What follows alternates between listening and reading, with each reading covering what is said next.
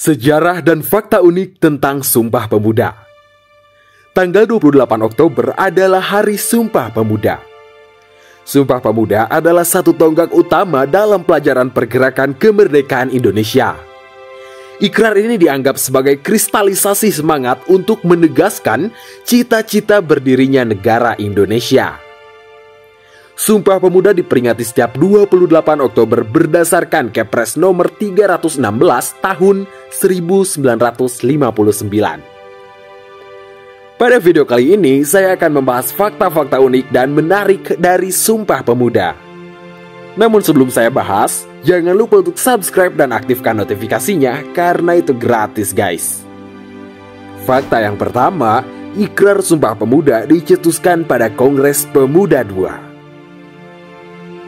Ikrar Sumpah Pemuda pertama kali dicetuskan dalam Kongres Pemuda II di Batavia yang dilaksanakan selama 2 hari 3 kali rapat. Kongres Pemuda ini digagas oleh Perhimpunan Pelajar-Pelajar Indonesia sebagai kelanjutan dari Kongres Pemuda pertama pada tahun 1928 untuk mewujudkan cita-cita berdirinya negara Indonesia. Kongres Pemuda II hari pertama yakni Sabtu tanggal 27 Oktober 1928 dilangsungkan di lapangan Banteng, kini termasuk wilayah Jakarta Pusat, tepatnya di Gedung Katolik Jongenlingen Bonn atau KJB. Rapat kedua pada 28 Oktober tahun 1928 dilaksanakan di Gedung Ostjava Bioskop, sedangkan rapat ketiga di Gedung Indonesia Clubhuis Kramat, tepat 28 Oktober 1928. Para peserta Kongres Pemuda II bersepakat merumuskan dan mengikrarkan 3 janji yang kemudian disebut sebagai Sumpah Pemuda. Yang kedua, Ikrar Sumpah Pemuda di rumah orang Tionghoa. Ikrar Sumpah Pemuda dibacakan di gedung yang terletak di Jalan Kramat Raya 106, Jakarta Pusat, merupakan asrama pelajar milik peranakan Cina bernama Si Kok Liang. Gedung itu kini diabadikan sebagai Museum Sumpah Pemuda. Yang ketiga, peserta Sumpah Pemuda dari Barat dan Timur Indonesia. Kongres Pemuda II di Batavia dihadiri oleh para perwakilan organisasi pemuda dari Indonesia bagian Barat sampai bagian Timur dari berbagai latar belakang. Ada Muhammad Yamin, misalnya, yang datang dari ranah Minangkabau atau Sumatera Barat.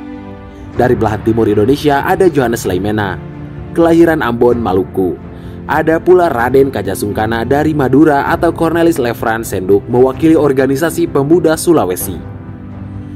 Bisa dibayangkan, dengan akses transportasi yang belum secanggih dan semudah sekarang, para pemuda dan pemudi itu harus menempuh perjalanan jauh dari daerah asal mereka ke Batavia demi mewujudkan persatuan generasi muda Indonesia.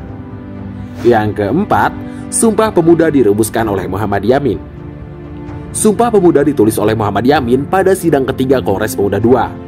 Rumus ini awalnya tidak berjudul, kemudian diberikan judul Sumpah Pemuda setelah beberapa hari kongres dilaksanakan. Yang kelima, Sumpah Pemuda ditulis dengan ejaan Opuhijen. Saat ini, teks Sumpah Pemuda telah disesuaikan dengan ejaan baru. Namun, saat pertama kali dibuat, teks Sumpah Pemuda menggunakan ejaan Opuhijen yang berbunyi sebagai berikut. Pertama, kami putra dan putri Indonesia mengaku bertumpah darah, Jang 1, Tanah Indonesia.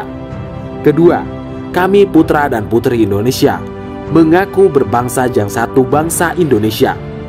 Yang ketiga, kami putra dan putri Indonesia menjunjung bahasa persatuan, bahasa Indonesia. Yang keenam, lagu Indonesia pertama kali dinyanyikan. Dalam Kongres Pemuda II di Batavia pada 28 Oktober 1928, untuk pertama kalinya lagu Indonesia Raya diperdengarkan ke khalayak. Wage Rudolf Supratman memainkan lagu ciptanya itu di depan peserta kongres dengan gesekan biolanya yang mendayu-dayu. Setelah selesai memainkan Indonesia Raya yang kelak menjadi lagu kebangsaan Indonesia, para hadirin meminta agar lagu tersebut dinyanyikan. Setelah melalui diskusi, akhirnya Indonesia Raya dinyanyikan dengan sedikit perubahan lirik demi keamanan karena kongres diawasi oleh aparat kolonial Hindia Belanda. Kata merdeka dalam lirik lagu itu dihilangkan dan diganti dengan kata mulia. Adapun orang yang pertama kali melantunkan lagu Indonesia Raya dalam Kongres Pemuda II itu adalah Doli Salim, yang tidak lain merupakan putri kesayangan Haji Agus Salim. Yang ketujuh, Museum Sumpah Pemuda. Gedung terakhir yang digunakan untuk rapat Kongres Pemuda II kini menjadi cagar budaya dan Museum Sumpah Pemuda. Museum ini terletak di Jalan Keramat Raya nomor 106 Jakarta Pusat. Hingga saat ini, Museum Sumpah Pemuda masih beroperasi dan dapat dikunjungi, guys. Bagaimana menurut kalian?